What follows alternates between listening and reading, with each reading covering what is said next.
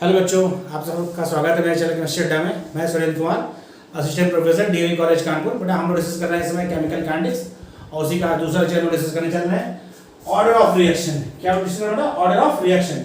ये क्या होता है? Number of reacting particles whose concentration term determine the reaction rate. Whose concentration term determine the reaction rate, या sum of the exponent और power, sum of the exponent और power to which the concentration term are raised in the rate law expression। जैसे हमने एक reaction लिया, देखिए AA plus BB equal to CC plus DD, ये common reaction है। इसमें हमने जो रेट लिखेंगे रिएक्शन का रेट, क्या reaction rate of reaction, rate proper क्या है तो ये टर्म होगा रेट ऑफ रिएक्शन। जो आपको सही लग रहा है, रेट ऑफ रिएक्शन क्या होगा?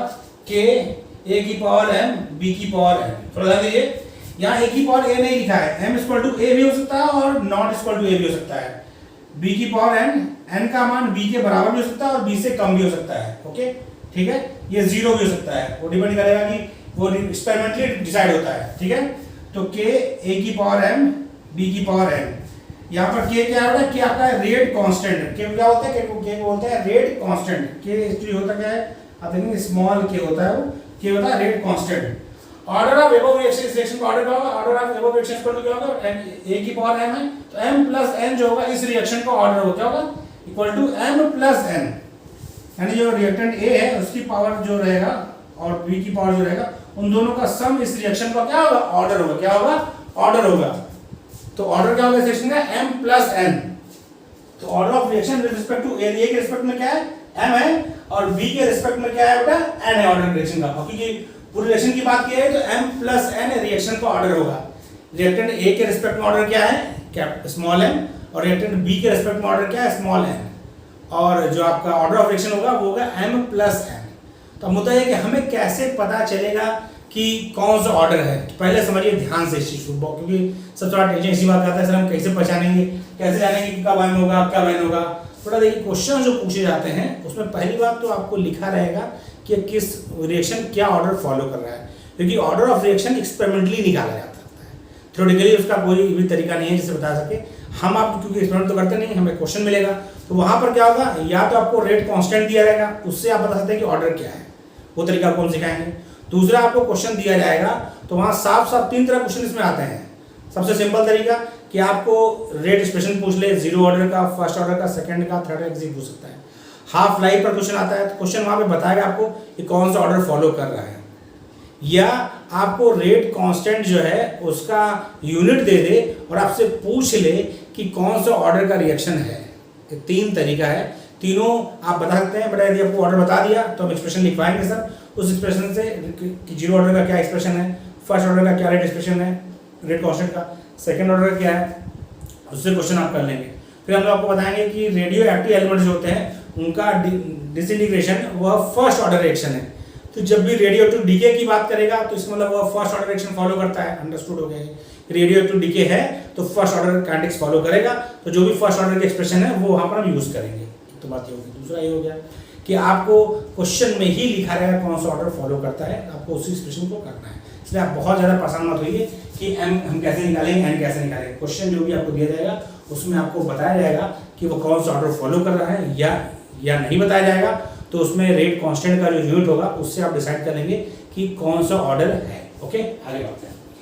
तो बेटा देखिए, अंडर सर्टेन कंडीशन, ये पॉइंट ध्यान रखना है, under certain condition order of reaction have fractional और जीरो वैल्यू। बेटा ये आपको याद हो, हमने मॉलिक्यूलरिटी में बताया था कि मॉलिक्यूलरिटी जो होती है किसी भी रिएक्शन की वो ना तो जीरो हो सकती है ना ही फ्रैक्शनल हो सकती है, लेकिन ऑर्डर ऑफ रिएक्शन जो होता है वह फ्रैक्शनल भी हो सकता है और जीरो भी हो सकता है। ये ध्यान रखना है, क्योंकि कोई अगर पूछता है टेक्स्ट में which of the following is correct, तो उसमें ध्यान रखना है कि मॉलिक्यूलरिटी कभी भी फ्रैक्शनल या जीरो वैल्यू नहीं होगी मॉलिक्यूलरिटी की, बट ऑर्डर ऑफ रिएक्शन जो होगा वह फ्रैक्शनल भी हो सकता है और जीरो भी हो सकता है सर्टेन कंडीशन में। ओके, तो पहला जो हम पढ़ने जा रहे हैं ऑर्डर वो है जीरो ऑर्डर रिएक्शंस। मैं तो बोला जीरो ऑर्डर रिएक्शंस, तो आपको क्वेश्चन में दिया रहेगा कि जीरो ऑर्डर रिएक्शन है, उसका एक्सप्रेशन आपको याद होना चाहिए। तो जीरो ऑर्डर रिएक्शन, बात सही लग रहा है कि क्या है जीरो ऑर्डर रिएक्शन? मतलब रेट इज इंडिपेंडेंट, बहुत ध्यान समझिए, rate is independent of reaction concentration.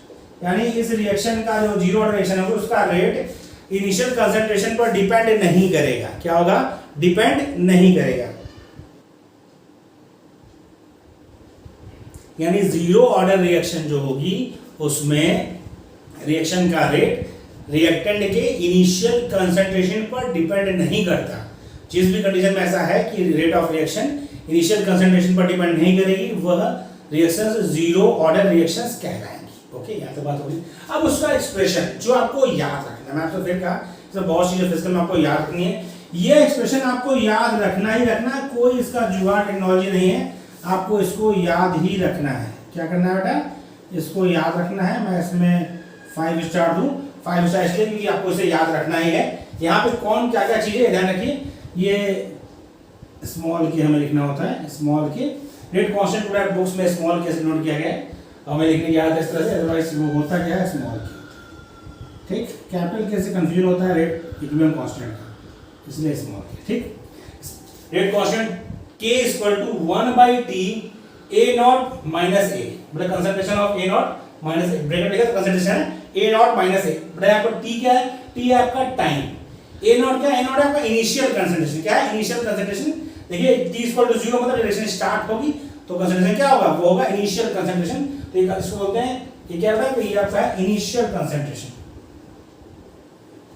Initial concentration. कोई कंफ्यूज मत रखिए बेटा, यहां हमने लिखा है रेट ऑफ रिएक्शन और हम लोग डिस्कस कर रहे हैं रेट कांस्टेंट। ये के के बारे में बात हो रही है, रेट ऑफ रिएक्शन के बारे में बात नहीं हो रही है। हम ये कंफ्यूज मत रखिए। सर अभी तो आप कह रहे हैं rate of reaction initial concentration depend ही नहीं करेगा और आप यहां इनिशियल कंसंट्रेशन की बात कर रहे हैं, तो हमने कहा रेट ऑफ रिएक्शन डिपेंड नहीं करेगा, जो रेट कांस्टेंट है वो तो डिपेंड करेगा ही ना। तो रेट कांस्टेंट का एक्सप्रेशन है, इसका एक्सप्रेशन है रेट कांस्टेंट कैसे निकालेंगे जीरो ऑर्डर रिएक्शन का। उसके लिए फॉर्मूला है कि K equal to 1/T A not minus A, जहां पर T टाइम है और A नॉट आपका तब कंसंट्रेशन है जब आपका T इक्वल टू 0 का इनिशियल कंसंट्रेशन है और T टाइम रिएक्शन हो गई है, जीरो रिएक्शन T टाइम्स हो चुकी है, तो T इक्वल टू T होगा तो कंसंट्रेशन A। ओके, तो ये एक्सप्रेशन आपका है जीरो ऑर्डर रिएक्शन का। अब इसमें समझिए, यदि हमने एक सिंपल रिएक्शन लिखा, A आपका रिएक्टेंट है, कन्वर्ट होगा प्रोडक्ट में, तो जब T इक्वल टू 0 होगा तो आपका क्या होगा? A कंसंट्रेशन A होगा, मान लिया स्मॉल a है, तो बड़ा प्रोडक्ट क्या होगा? प्रोडक्ट कुछ नहीं बना है तो 0 होगा। जब टाइम t निकल चुका है, मान लिया हमने x अमाउंट ऑफ प्रोडक्ट बनता है, तो बड़ा a कितना बचेगा? इनिशियल a था तो x प्रोडक्ट बन गया तो a माइनस x हो जाएगा। तो यानी कहा जाए तो a नॉट जो होगा वो आपका होगा क्या? a के बराबर इनिशियल कंसंट्रेशन, और a जो हो गया यानी आपका टाइम t का कंसंट्रेशन क्या हो गया? वो हो गया आपका a माइनस x। तो a नॉट माइनस a कितना होगा? So that a not minus a कितना हो जाएगा? a minus x, a cut जाएगा, क्या बचेगा? x बचेगा, यानी a नॉट माइनस a क्या बचेगा? x बचेगा। बड़ा इधर हो गया, इधर कॉपी कर लीजिए, तो फिर इसको आगे बढ़ाएं। क्या क्या एक्सप्रेशन आपको याद रखने हैं, ध्यान रखना है, इसकी बात करते हैं। बड़ा इधर कॉपी कर लिया। देखिए उसके बाद क्या होगा? ये तो हो गया कि a not minus a equal to क्या आ गया? x आ गया। x क्या है? x आपका 30 टाइम के बाद प्रोडक्ट जो फॉर्म हुआ उसका कंसंट्रेशन है। क्या है? T टाइम के बाद प्रोडक्ट जो फॉर्म हुआ उसका कंसंट्रेशन है, या फिर कहा जाए तो T टाइम के बाद रिएक्टेंट उतना अमाउंट क्या हो गया है? रिएक्ट कर गया है, रिएक्टेंट क्या है? उतना अमाउंट रिएक्ट कर गया है। तो जो हमारा ये था expression K equal to 1/T into x हो जाएगा, या x इक्वल टू क्या हो जाएगा? KT, x equal to KT। ये किसके लिए है? ये है फॉर जीरो ऑर्डर रिएक्शन। ध्यान रखिए x क्या है? x आपका t समय अंतराल पर a का रिएक्टिंग कंसंट्रेशन, जितना रिएक्ट कर गया, जितना डिग्रेड हो गया, जितना कंज्यूम्ड हो गया। ओके बेटा, इसे कॉपी कर लीजिए, फिर हम आगे बात करते हैं। जो अगला आपका टर्म है वो है यूनिट। यूनिट क्या होती है जीरो ऑर्डर में? Rate unit of rate constant. Zero order reaction में रेट कांस्टेंट यूनिट क्या होती है? वो होती है mole litre inverse second inverse. क्या होती है बेटा? Mole litre inverse second inverse. ये होती है जीरो ऑर्डर रिएक्शन में रेट कांस्टेंट की यूनिट। अब हम इसमें अगला जो है इसका ग्राफ आपको ध्यान रखना है, क्योंकि एक बार ग्राफ पर भी क्वेश्चन पूछ चुका है, 2013 में साथ पूछा था क्वेश्चन ग्राफ पर, तो आपको ग्राफ ध्यान रखना है। ओके, कैसा किसका आता है, ये आपका है जीरो ऑर्डर रिएक्शन का ग्राफ। तो आपको ग्राफ भी याद रखना है क्योंकि ग्राफ देकर एक क्वेश्चन पूछ रखा है 2013 पीजीटी में, तो इसलिए आपको ग्राफ भी याद रखना है, कौन सा जीरो ऑर्डर का ग्राफ है, कौन सा फर्स्ट ऑर्डर के लिए, कौन सा सेकंड ऑर्डर के लिए, कौन सा थर्ड ऑर्डर के लिए, वो हम बनाएंगे, आपको सबको पता चलेंगे। ये किसके लिए, ये है फॉर जीरो ऑर्डर रिएक्शन। अब हम बात करते हैं half life period. Half life period क्या है या टाइम का है, क्या होता है, it is time in which the concentration of the reactant is reduced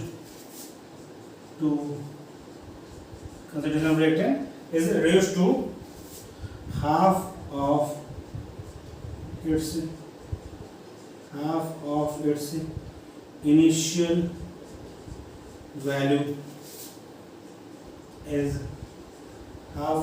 initial value is called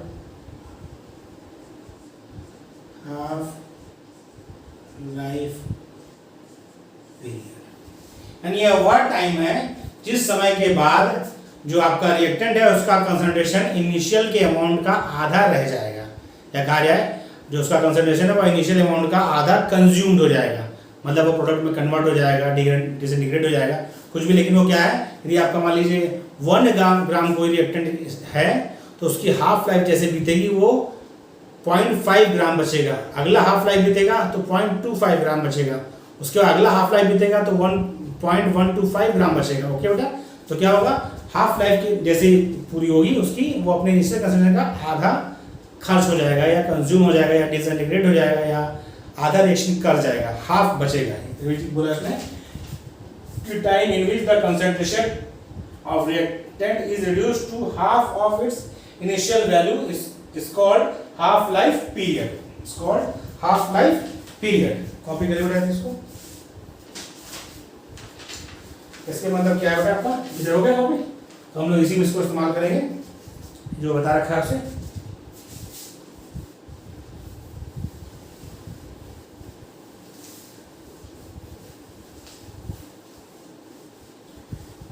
जो आपका एक्सप्रेशन है k equal to 1/t a not minus a, उसमें हम लोग यूज करेंगे इस डिटेल को। तो क्या हो गया, दैट इज टाइम का at t equal to t half, जो आपका a रहेगा तो क्या हो जाएगा, इनिशियल कंसंट्रेशन का आधा बचेगा। तो रख दीजिए, आपका एक्सप्रेशन क्या था, वो था k equal to 1/t concentration of a not minus a, यही ना था आपका जीरो ऑर्डर का रेट कांस्टेंट का एक्सप्रेशन। तो देखिए ये ऊपर ले जाएगा नीचे आएगा, तो t हाफ इक्वल टू क्या हो जाएगा बेटा, हो जाएगा 1/k, a नॉट कितना है, a नॉट तो शुरुआती है, a नॉट ही रहेगा, ठीक, माइनस a कितना हो गया, वो हो गया a नॉट/2, a नॉट/2। और देखिए a नॉट माइनस a नॉट/2 होगा क्या, हो जाएगा 1/k a नॉट/2, क्या कहा जाए तो होगा a नॉट/2k, यानी t हाफ इक्वल टू होगा इनिशियल कंसंट्रेशन बाई 2k। ये आएगा किसके लिए, ये है किसके लिए, फॉर जीरो ऑर्डर रिएक्शन। इसका मतलब क्या हुआ, that is half life period is directly proportional to initial initial concentration of reactant एक इसमें इन जीरो ऑर्डर रिएक्शन। तो जो जीरो ऑर्डर रिएक्शन होगी उसमें half life period initial concentration of reactant के डायरेक्टली प्रोपोर्शनल होगा। देखिए इसको प्रोपोर्शनलिटी करेंगे तो क्या हो रहा है, ये तो कांस्टेंट वैल्यू है, 2v नंबर भी कांस्टेंट है, तो t half is proportional to क्या होगा, t half is directly proportional to, मैंने इसको कहें तो t half is directly proportional to क्या होगा, इनिशियल कंसंट्रेशन ऑफ रिएक्टेंट। क्या होगा, initial concentration of reactant. Okay, copy कर लिया, इधर कॉपी हो गया। तो जीरो ऑर्डर रिएक्शन में आपको रेट एक्सप्रेशन याद रखना है, टी हाफ का एक्सप्रेशन याद रखना है और टी हाफ का प्रोपोर्शनल याद रखना है, साथ ही रेट कांस्टेंट की यूनिट याद रखनी है।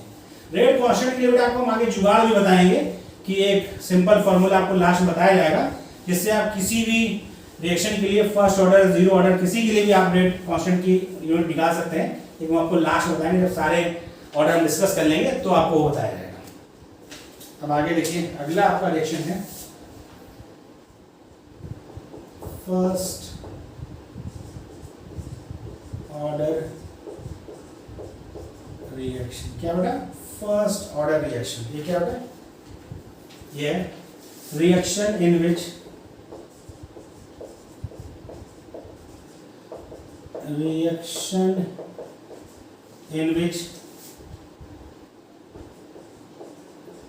reaction in which reaction rate depends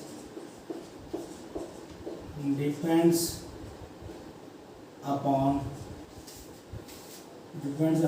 one concentration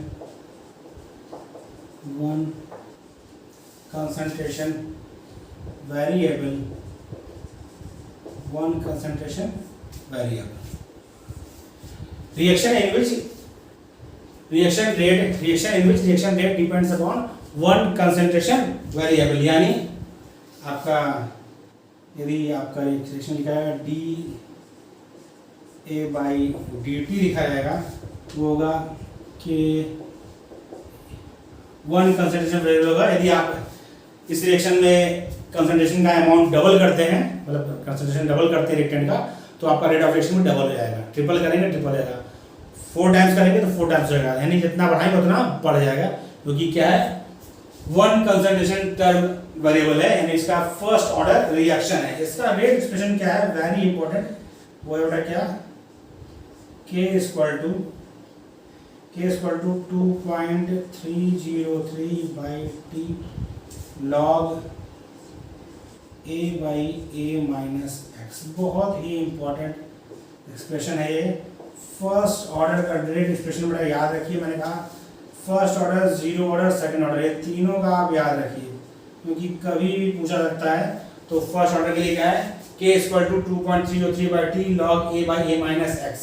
इसके लिए ये फॉर फर्स्ट ऑर्डर रिएक्शन, यहाँ पे k क्या है, k है आपका रेट कांस्टेंट, t क्या है बेटा, t आपका है टाइम, स्मॉल a क्या है बेटा, ये आपका इनिशियल कंसंट्रेशन जब t equal to 0 reaction start हुई है, और a माइनस एक्स क्या है, बहुत ध्यान समझिएगा, a माइनस एक्स क्या है, ये concentration after time t। a minus x है वह रिएक्टेंट का कंसंट्रेशन आफ्टर टाइम t है। मतलब x क्या, a माइनस एक्स का मतलब a इनिशियल में था, x क्या हो गया, x कंज्यूम्ड हो गया है, x क्या हो गया, x खर्च हो चुका है, x रिएक्टेंट से प्रोडक्ट में कन्वर्ट हो चुका है। तो a minus x after time t reactant का कंसंट्रेशन है, ये ध्यान रखिएगा। ओके, इतना कॉपी कर लीजिए। और इसका जो ग्राफ है वो है बेटा आपका, सॉरी, लॉग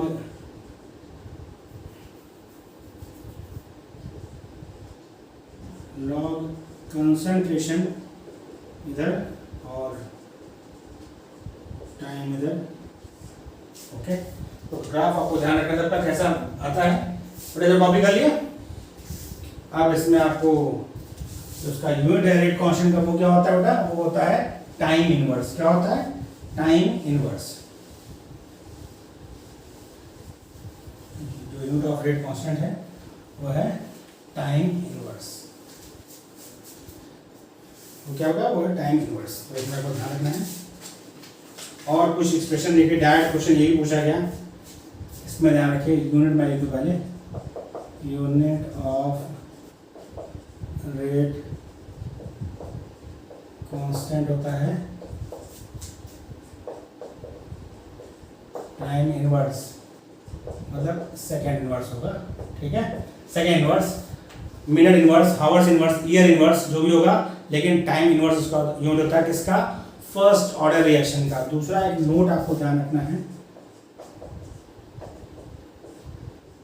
वो क्या है? Radio active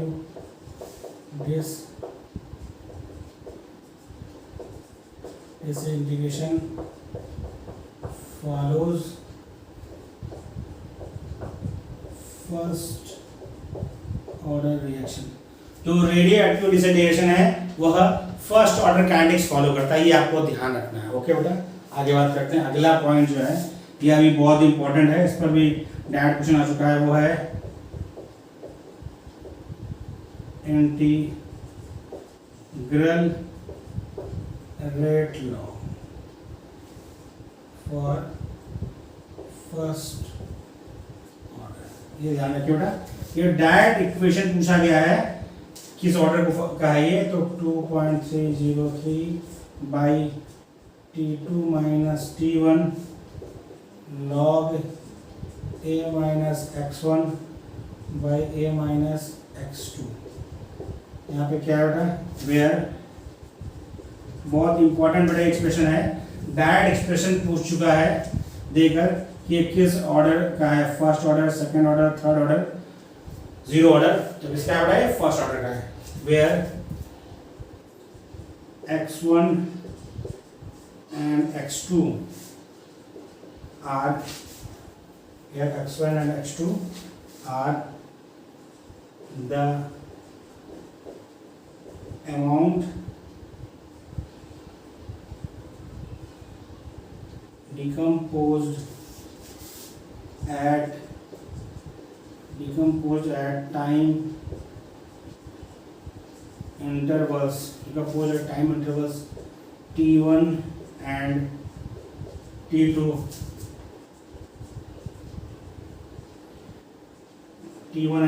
respectively from the start। T1 and T2 respectively from the start। Starting से T1 T2 टाइम पर जो है ये अमाउंट x1 x2 क्या और इनिशियल अमाउंट से डिकम्पोज हो जा रहा है। तो ये आपको ध्यान रखना है, ये इंटीग्रल रेट लॉ है फर्स्ट ऑर्डर के लिए। k = 2.303 by T2 minus T1 log a minus x1 by a minus x2। ये आपको याद रखना है बेटा, याद रखिए, इसमें बहुत चीज़ आपको याद रखना है, एक्सप्रेशन तो आपको सारे याद रखने हैं। ओके, कॉपी कर लीजिए। फिर हम हाफ लाइफ की बात करते हैं। इसमें हम लोग कुछ क्वेश्चंस भी लगाएंगे जो प्रीवियस में पूछे गए हैं, ताकि चीज़ें और क्लियर हो।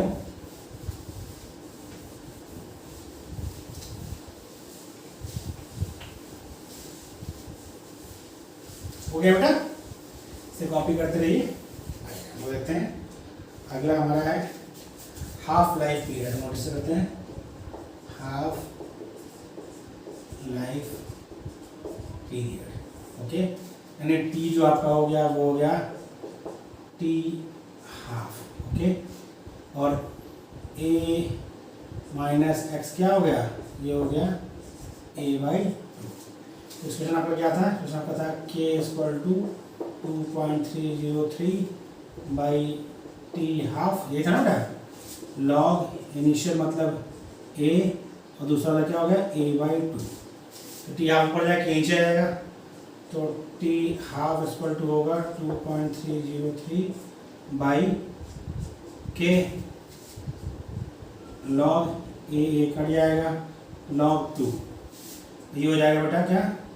2.303 इंटू log 2 का वैल्यू 0.3010 बाई के, तो ये पे आएगा 0.693 बाई के, ये होगा T half for first order reaction. किसके लिए है ये? For first order reaction. क्या बता रहा है?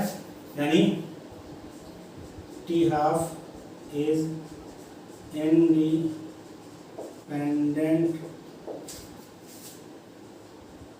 From initial concentration of reactant। यानी जो फर्स्ट ऑर्डर रिएक्शन का हाफ लाइफ है वह रिएक्टेंट के इनिशियल कंसंट्रेशन पर डिपेंड नहीं करता। इसे ये भी ध्यान रखना है कि रेडियो एक्टिव डीके जो होता है वह फर्स्ट ऑर्डर फॉलो करता है, इसीलिए अमाउंट कितना भी हो फर्स्ट ऑर्डर रिएक्शन में जो हाफ लाइफ होगा वह इनिशियल अमाउंट ऑफ रिएक्टेंट पर डिपेंड नहीं करता। किस पर से डिपेंड करता है? सिर्फ डिपेंड करता है किस पर? रेट कांस्टेंट पर। और वो किस क्या होता है? इनवर्सली होता है। क्या होता है? इनवर्स में होता है। ओके बेटा, ठीक है, कॉपी कर लीजिए। बेटा कॉपी हो गया? इसे कॉपी कर लिया। तो ये चीज आपको ध्यान रखनी है, जीरो ऑर्डर में क्या है, फर्स्ट ऑर्डर में क्या है, ये चीज आपको क्या करना है? ध्यान रखना है। सबका एक्सप्रेशन, सबका हाफ लाइफ का एक्सप्रेशन, सबका रेट कांस्टेंट का यूनिट, सब चीजें आपको क्या करना है? ध्यान रखना है। एक और एक्सप्रेशन आपको बता दूं मैं, एक्सप्रेशन सारे आप ध्यान रखिए।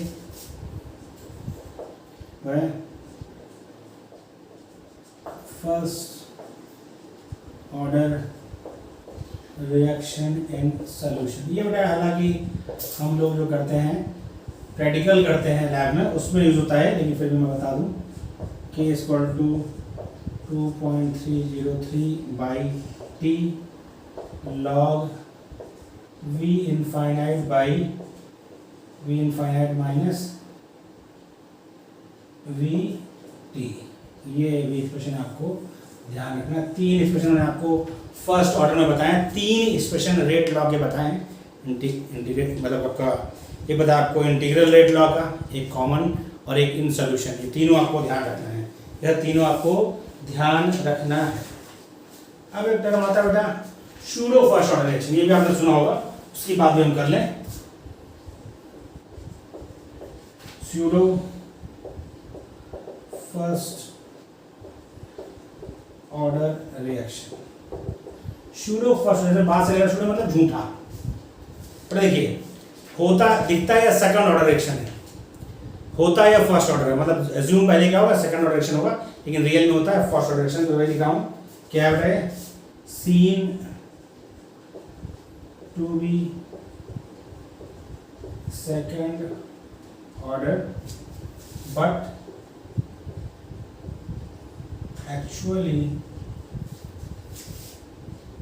It is first order reaction. कब होता है? when one reacting species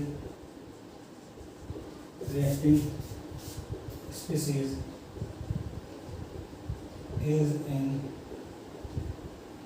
excess amount, बहुत ज़्यादा मात्रा में एक रिएक्टेंट प्रेजेंट होगा तो उसका कंसंट्रेशन रेट लॉग पर एक्सप्रेस नहीं होगा, तो वह रिएक्शन क्या हो जाएगी? फर्स्ट ऑर्डर जाएगी।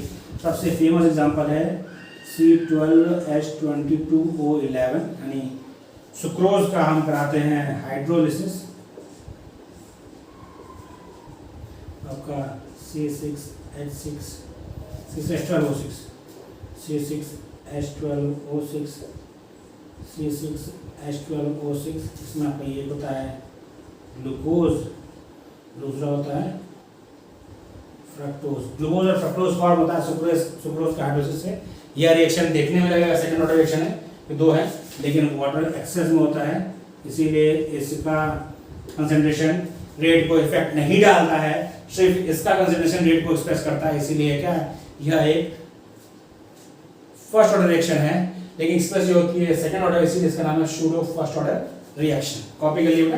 फिर हम लोग कुछ क्वेश्चंस करते हैं, कुछ क्वेश्चंस करेंगे तो और थोड़ा पढ़ने में मजा आएगी। क्वेश्चन कॉपी कर लिया। अब हम लोग तीन क्वेश्चन डिस्कस करेंगे जो प्रीवियस ईयर्स पीजीटी में पूछे गए हैं, तो उसकी बात करेंगे। काइनेटिक्स के क्वेश्चंस जो है बहुत कम जीएससी में आए हैं, लेकिन इसका मतलब आएगा नहीं। आप तैयार पूरा करिए, मैंने आपको पहले कहा कि तैयारी पूरी करिए। कोई भी ये मत सोचिए कि ये कम आता है ज़्यादा आता है, पढ़िए सब बेटा एवरीथिंग। क्वेश्चन पहला क्या है बेटा आपका?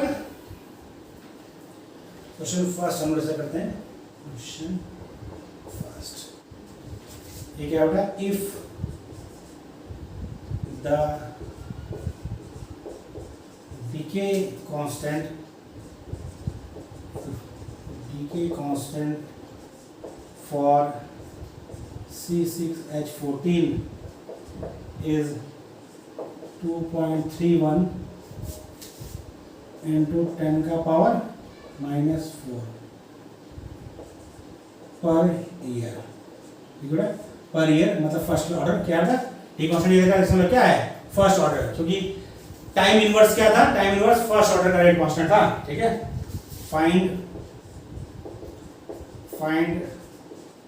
हाफ लाइफ, और यह पीजीटी 2000 का क्वेश्चन है। देखिए ये आपको क्या है? ये टाइम इनवर्स है। क्या है? टाइम इनवर्स है। इसके मतलब आपका ये कौन सा हुआ? ये हुआ फर्स्ट ऑर्डर। कैसे ये हेल्प हो गई आपको? उसका रेट कांस्टेंट अभी हमने जस्ट किया है। टाइम इनवर्स किसका है? रेट कांस्टेंट है। रेट कांस्टेंट है वो फर्स्ट ऑर्डर का। फर्स्ट ऑर्डर में हाफ लाइफ का क्या एक्सप्रेशन है? ऑप्शन पहले लिख लें, क्वेश्चन पूरा करते हैं पहले आपका। ऑप्शन इसका है 2 × 10 का पावर 2 ईयर। दूसरा ऑप्शन है 3 × 10 का पावर 3 ईयर। तीसरा ऑप्शन है 3.3 × 10 का पावर 4 ईयर। और चौथा ऑप्शन है 4 × 10 का पावर 3 ईयर। बड़ा ये कितना सिंपल क्वेश्चन है और बहुत आसानी से हम इसे सॉल्व कर लेंगे। बड़ा ये देखिए, if the decay constant rate constant हुआ C6H14, ये एक रेडियोएक्टिव आइसोटोप है, इससे भी क्लियर हो रहा है, इज 2.31 × 10 की power 4 per year.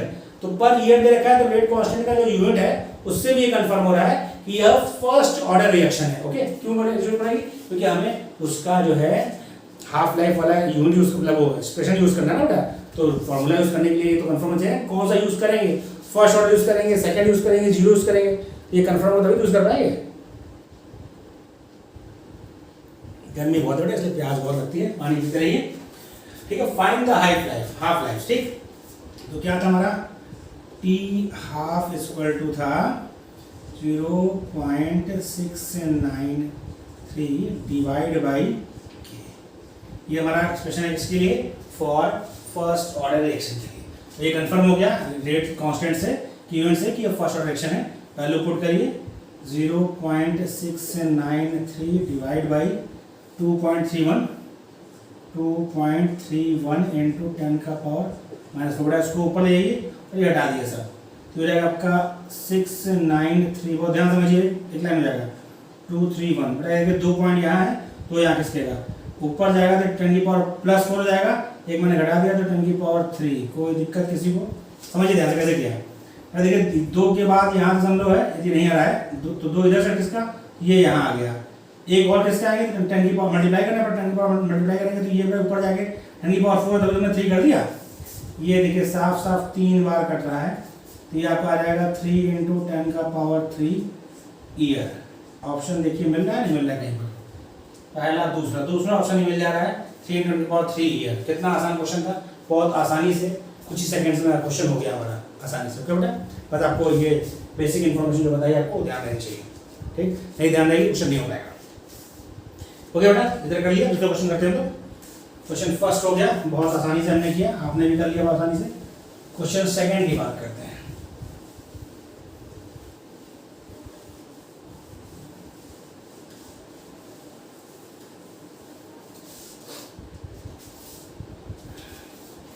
Question second क्या है बेटा? क्वेश्चन सेकंड है half life period of a first order reaction is 100 second. बड़ा बोल दिया इसने पहले ही, फर्स्ट ऑर्डर, ठीक। The rate constant of the reaction is, ठीक।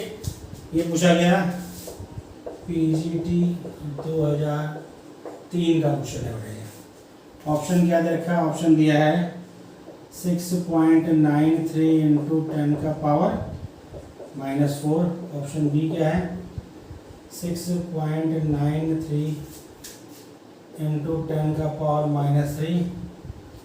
ऑप्शन सी क्या है? 0.693 इंटू 10 का पावर -4। ऑप्शन डी क्या है?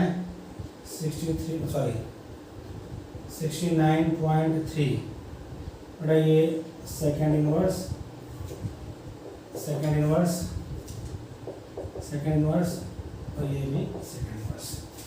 तो किसको सॉल्व करना है हमें, ठीक। क्या दे रखा है बेटा? फर्स्ट ऑर्डर बोल रखा है, टी हाफ दे रखा है। तो आपको पता है, फॉर्मूला याद है आपको, टी हाफ इक्वल टू क्या था? 0.693 बाई के। इसने टी हाफ दे रखा है, के पूछ रखा है, तो वही हो जाएगा rate constant K equal to 0.693 by t half. तो 0.693 बाई टी हाफ का मान कितना दिया है? 100 सेकेंड, 100 सेकेंड दिया है। इसको ऊपर ले जाइए, जो होगा 0.693 तो 10 का पावर -2, ठीक है। अब देखिए -2 में कोई दे रखा है नहीं, 4 में दे रखा है और 3 में दे रखा है। तो इसको 3 में करेंगे तो उधर ले जाएगा और जाएगा, तो ये लगेगा 6.93 इंटू 10 का पावर -3 सेकेंड इनवर्स, क्योंकि यहाँ सेकेंड था ना, ऊपर जाएगा सेकेंड इनवर्स हो जाएगा। तो ये सेकेंड था, देखिए 100 सेकेंड था ना, तो सेकेंड इनवर्स हो जाएगा। तो देखिए कोई मैच कर रहा है 6.93 इंटू 10 का पावर -3 ए बी, हाँ बी मैच कर रहा है, आसानी से हो गया। कोई नहीं, सिर्फ थोड़ा सा कैलकुलेशन, क्वेश्चन हो गया। एक क्वेश्चन और करते हैं, 3 क्वेश्चन का हमने करना है इसमें। प्रेजर कॉपी कर लिया आपने क्वेश्चन। अब हम लोग को तीसरा क्वेश्चन करना है, थर्ड क्वेश्चन हम लोग करेंगे। कैंटिक्स में ये बात है, कैंटिक्स के क्वेश्चन में बहुत कैलकुलेशन नहीं रहता है, बहुत इजीली हो जाते हैं। तो इसका बस आपको फॉर्मूले ध्यान रखने हैं और सही से ध्यान रखने हैं, ऐसा ना भी गलत फॉर्मूला हो तो आप कैलकुलेशन नहीं करें, क्वेश्चन नहीं होगा, आंसर ही नहीं आ रहा है। क्वेश्चन नंबर 3 क्या है बेटा? फॉर, आप थोड़ा ध्यान समझिए इसको, for the certain first order reaction, first order reaction, for the certain first order reaction it takes 10 minutes for the concentration of 0.4 mole per liter to becomes 0.1 mole per liter. What is the rate constant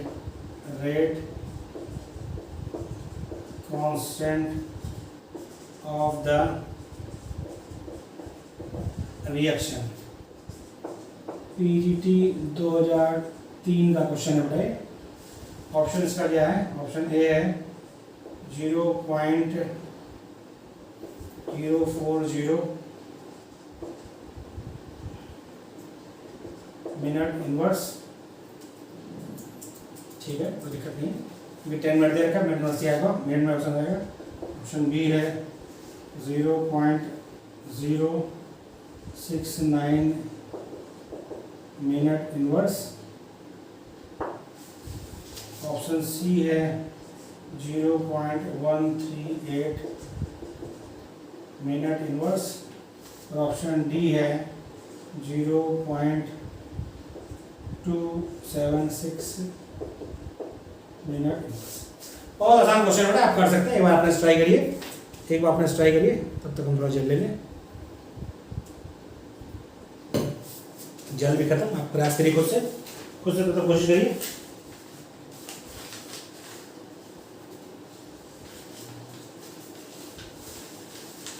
कोशिश कर लीजिए, कर ले कोशिश। देखिए क्या कह रहा है, फर्स्ट ऑर्डर रिएक्शन है, ओके, टाइम दे रखा है टी, ये इनिशियल कंसंट्रेशन ए बिकम्स, ये मतलब घट कर, यानी ये आपको दिया है a माइनस एक्स, इसी में आपको ध्यान है कि x दिया है, a माइनस एक्स दिया है। यदि आपको ये कंफर्म हो जाएगा, बिकम्स मतलब इतना बचा है, यानी a माइनस एक्स क्या है, आफ्टर टाइम 10 मिनट बचा है। तो कांस्टेंट का फॉर्मूला क्या था, k स्क्वायर था 2.303 by T log a by a minus x. बेटा लॉग को लेकर चिंता मत करिए, क्योंकि देखिए आपको हमने लॉग की कुछ वैल्यू बता रखी है, log 2 की बताई थी, log 3 की बताई थी, log की 1 की बताई थी, log 0 की बताई थी, log 10 100 सबकी बता रखी है। जितनी बताया उतने से क्वेश्चन हो जाता है आंसर। तो देखिए वैल्यू पुट करते हैं, 2.303 बाई टाइम क्या था 10 मिनट्स, log a क्या है, a है आपका 0.4 और ये क्या है, ये आपका 0.1, कितना है 0.4 है, 0.1 है। बड़े पॉइंट्स हट जाएंगे, तो ये आपका क्या हो रहा है, ये हो जाएगा आपका 0.2303, ओके, ये हो जाएगा log 4, यानी ये हो जाएगा आपका 0.2303, बहुत ध्यान समझिए बेटा, इनटू 2 log, बेटा log 4 क्या करते हैं, ये लिख सकते हैं बेटा log 4 को हम थोड़ा बढ़ा देते हैं ताकि आपको गलती ना हो। log 4 कर सकते हैं log 2 की पावर 2, कोई दिक्कत नहीं। तो log 2 की पावर 2 को बता बेटा आपको, इधर कर दे रहे हैं हम, तो k इक्वल टू हो जाएगा 0.2303 इंटू, आपको बता रहे log m की पावर n का मतलब n log m, यानी 2 log 2। हमारा आपको सिर्फ सिखाने के लिए बता रहे हैं, वरना आपको इतना लंबा करना नहीं है, आपका सीधे एक क्वेश्चन हो जाता है। ये सिर्फ सिखाने के लिए कैसे करना होता है। तो 0.2303 इंटू 2 इंटू 0.3010, ये इसका वैल्यू है। इन सब को मल्टीप्लाई करेंगे आप, तो आंसर आपका आएगा 0.138 समथिंग। ऑप्शन आपका सी मैच कर रहा है, इसको हमने किया था, ये क्रॉस चेक कर रहा है, इसको हमने आंसर चेक कर रखा है। तो समझिए कि हमने आंसर बुक से आंसर देखा है, क्रॉस चेक कर रखा है, 1.38 समथिंग आगे भी जाएगा कैटेगरी में। ये बेटा देखिए 3 आपका इसको हटा दें हम, तो 3 ये 4 7 0 लंबा जाएगा, लेकिन ये आपका 1.138 लाख में आएगा। तो आपका ऑप्शन सी सही है। तो देखा बहुत आसानी से कैलकुलेशन आप करेंगे तो आंसर आ जाएगा आपका। क्वेश्चन कर लीजिएगा, मैंने यहाँ पे नहीं किया है, आप क्वेश्चन कर लीजिएगा, लेकिन आंसर सही है, आंसर क्रॉस चेक किया हुआ है, मैंने खुद सॉल्व किया है, कोई दिक्कत नहीं है। तो देखा बेटा आपने बहुत आसानी से कर सकते हैं। आपको वीडियो कैसा लगा कमेंट बॉक्स में मैसेज करें और ज़्यादा से ज़्यादा लाइक और शेयर करें। यदि अभी तक बड़ा आपने मेरे चैनल को सब्सक्राइब नहीं किया तो प्लीज़ सब्सक्राइब करें। हम लोग का सिलेबस धीरे धीरे आगे बढ़ रहा है। केमिकल काइनेटिक्स के 2 लेक्चर हो गए हैं, नेक्स्ट लेक्चर हमारा केमिकल काइनेटिक्स का लास्ट लेक्चर होगा। टोटल 3 लेक्चर में केमिकल काइनेटिक्स हम कंप्लीट कर देंगे बेटा। उसके बाद एक लेक्चर आपका होगा प्रीवियस ईयर क्वेश्चंस का। उसके बाद अगला चैप्टर जो हम लोग स्टार्ट करेंगे वो स्टार्ट करेंगे हम लोग सॉल्यूशंस। ओके।